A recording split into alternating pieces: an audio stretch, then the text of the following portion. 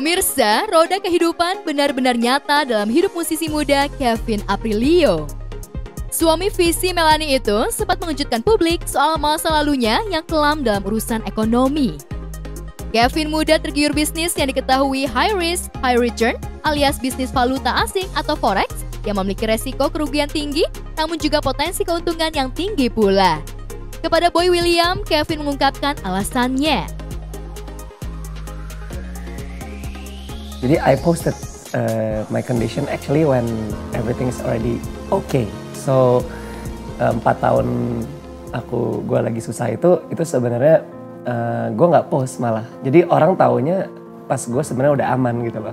Nah kenapa gue post di social media itu karena kayak waktu gue dating sama Vici, my wife, gue kasihan sama dia karena orang ada yang kayak bashing her yang ngira kayak lu mau sama Kevin karena begini right, gitu. Gold digger.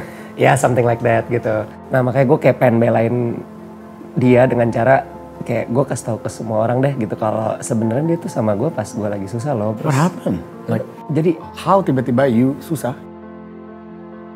Gue terlalu ambitious back then. Sebenarnya ambitious is fine, but ambitious kerja.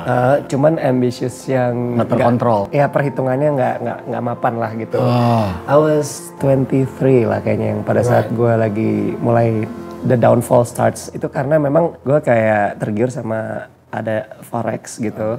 Sebenarnya not forexnya itu bukan yang salah ya. Jadi forex industry is good sebenarnya. Cuman gue salah kenal orangnya aja gitu. And then? Ya, terus I work with this guy, gue dapat banyak klien untuk dia puterin dana gitu ya. Tapi ternyata dia kayak ilangin duit itu semua gitu. Salahnya gue banget nih adalah gue menjaminkan ke mereka, si klien-klien gue kalau ada apa-apa gue bakal ganti gitu. Janjinya gue bikin tertulis lagi, ada kontraknya. Jadi ada binding gitu kan.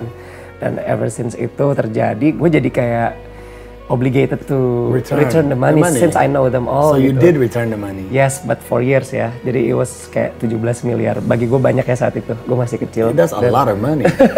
Dan itu ya, even until now buat gue tuh uang banyak. Nah si Vici itu masuk di first year-nya itu. Dia tuh witness pas jadian sama gue, rumah gue lagi di, kayak udah mulai dikosongin barangnya or something. Rumah lu kosongin? Kosongin, ibaratnya udah mulai ya, akhirnya gue I live with my parents again ya. Tiap aset lu jual? Ya, jadi gue cuman punya mobil saat itu ya kayak mobil box kantor gitu. Gue juga malu lah untuk declare gue bankrupt or something kan saat itu. Of course. Jadi gue kalau ke mall atau apa ya gue parkir di basement 3 or something. Ada sih momen itu ada. Bad days or whatever, tapi the moment it goes away, life switches. Ketika something switches, you have that post syndrome. Ya dibilang gak punya uang, punya. Segini misalkan ya, tapi kan utang gue segini gitu dan pressure mereka tiap bulan lagi gue kan kayak banyak banget gitu dan gue juga stressful karena gue kan basically seniman kan, seniman tuh kebanyakan lebih perasa gitu loh, jadi kayak the depression tuh udah kayak gitu banget.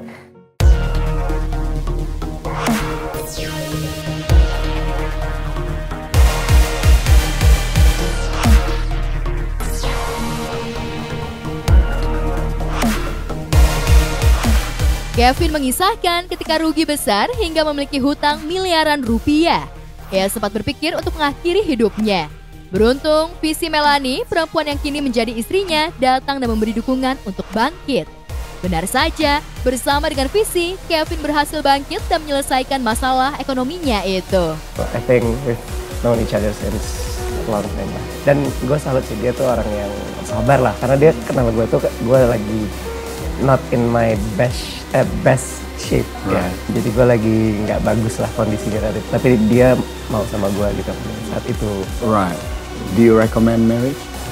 Yes, I think marriage tuh bikin kita lebih fokus. Terus kita jadi lebih pengen pulang. Nggak tahu perasaan atau enggak, tapi kayaknya gue jadi lebih nggak mempermasalahkan hal kecil dalam hidup gitu loh. Sorry, lu lagi tinggal kan, jadi nggak apa-apa kan? Nggak apa-apa. Aku gak lucu. Selamat deh, good for you. Mr. Boy.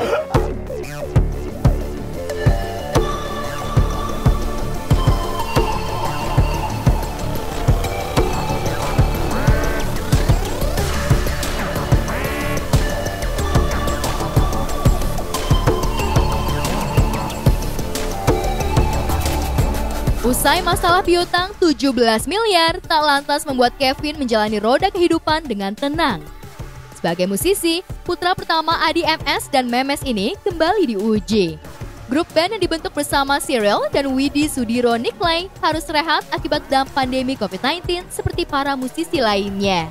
Namun band yang sukses membawakan lagu Dengarkan Curhatku itu disebut-sebut tetap berkarya dengan cara yang aman. Ketika pandemi berangsur membaik, nama Kevin kembali tersandung masalah. Bersama sejumlah artis lainnya, Kevin dilaporkan ke polisi oleh sejumlah orang terkait dugaan penipuan dan penggelapan investasi bodong Net89. Walhasil, Kevin yang ditemani kuasa hukumnya sibuk memberikan klarifikasi. Upline-nya meminta Kevin untuk memberikan testimoni, itu yang kemarin kita bahas. Memberikan testimoni tentang alasan-alasan kenapa Kevin juga bergabung di bisnis ini. Nah, tentu yang dijelaskan oleh Kevin kenapa dia ikut bergabung di bisnis ini adalah seperti apa yang dijelaskan dan diterangkan oleh upline-nya. Salah satunya seperti yang kami sampaikan pada waktu itu adalah bahwa bisnis ini sudah memiliki legalitas dan seterusnya, ya. Hanya saja tadi setelah kita berbincang-bincang dengan pihak penyidik dalam proses BAB tadi itu, Kevin baru tahu bahwa ada beberapa tingkatan legalitas yang harusnya dimiliki oleh perusahaan yang bisnisnya trading langsung. Saya sih iseng-iseng aja sebenarnya, nggak ada motif mau gimana, mau cepet kaya gitu, nggak. Maksudnya emang karena mau bantu teman saya yang tadi saya bilang. Dan kan saya lihat udah running dari 2017 katanya ya. Jadi saat itu udah 4 tahun gitu loh. Jadi ibarat saya juga bukan orang yang awal banget. Ini 4 tahun saya ikut, cuman ngerasain untung 2-3 bulan, berapa bulan. Tiba-tiba dia scam lah istilahnya. Jadi ya jujur ya, ibarat saya korban juga lah. Ibarat kalau ternyata ini memang skema Ponzi, ya saya paling bawahnya nih kayaknya. Tapi ya kebetulan ya mungkin karena saya punya saya cukup punya nama gitu, jadi mungkin terkesan saya mempromosikan. Padahal saya cuma lagi beri testimoni, itu pun saya nggak dibayar pula. Saya bantu teman saya, ternyata cuma bantu teman saya aja karena saya pikir legalitasnya lengkap, ternyata enggak. Ya udah, sesimpel itu aja sih sebenarnya. Saya juga nggak terima uang gitu loh di sini, jadi ya mereka ngerti aman. Nah sebenarnya kalau dibilang pembelajaran, sangat pembelajaran. Tapi dibilang apakah saya bodoh, sebenarnya di sini ada konon kata ada 100.000 member lebih. Nah itu kan apakah semuanya bodoh, kan nggak juga. Jadi ini memang ya bisa dibilang the greatest scam lah yang pernah terjadi di salah satu ya, maksudnya yang pernah terjadi di negara ini juga. Bahkan ini kalau dibikinin serial Netflix atau serial streaming gitu laku juga kali ya untuk ini orang nih yang melakukan.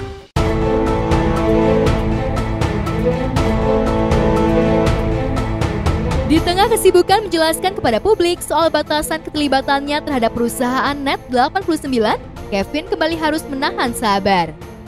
Setelah vokalis Viera Tail, Widi melakukan aksi melempar baju setelah melepasnya di hadapan penonton.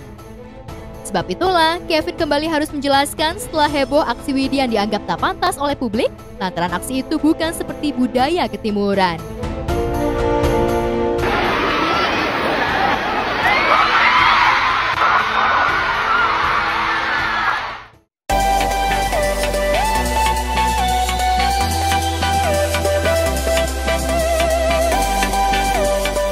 Belum reda geger aksi panggung Widi, belakangan Kevin kembali dikejutkan publik usai beredar postingan yang diduga dari akun media milik Widi yang menyuruhkan untuk pamit dari Viera Tail, band yang membesarkan namanya.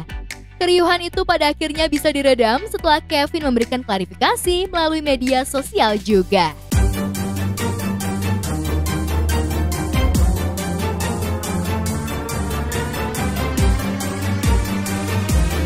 Kevin mengungkapkan jika ujian yang datang silih berganti dalam hidupnya ini hingga akhir tahun 2022 ini diharapkan mampu membuatnya melangkah menuju kehidupan yang semakin baik.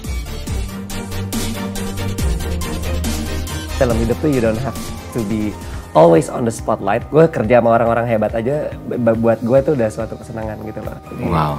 Ya lagi di fase itu gue gitu. Tapi gue ngeliat lu sumpah, gue kayak keren sih lo. Maksudnya lu tuh dari dulu growth-nya man. Really?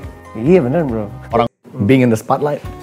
Like Ya, yang benar-benar Major spotlight. like a main character in this industry, right? Do In you the miss music that industry. moment? Maybe next year or 2 years from now, gue lebih akan fokus di situ untuk ngejar itu lagi. You'll come back. Ya, tapi sekarang gue lagi menikmati menjadi penonton gitu loh. Jadi kalau ditanya manggungnya Viera gimana, sekarang musik gue lagi oke banget gitu. Ya. Dengan gue belum ada lagu baru yang meledak lagi, tapi yang lagu lama ini juga alhamdulillah. Jadi kayak gini, lagu gue itu kan booming di saat gue umur 21, itu belasan tahun yang lalu. Iya. Nah sekarang anak-anak yang umur Kecil juga. kecil itu juga mungkin denger Viera tuh kayak gue banget nih gitu Iya, lah. lu nggak usah bikin lagu baru. Lagu lama lu itu udah passing down generation. Iya kayak passing down generation. Emang seenak itu. Thank you I'm bro. telling you.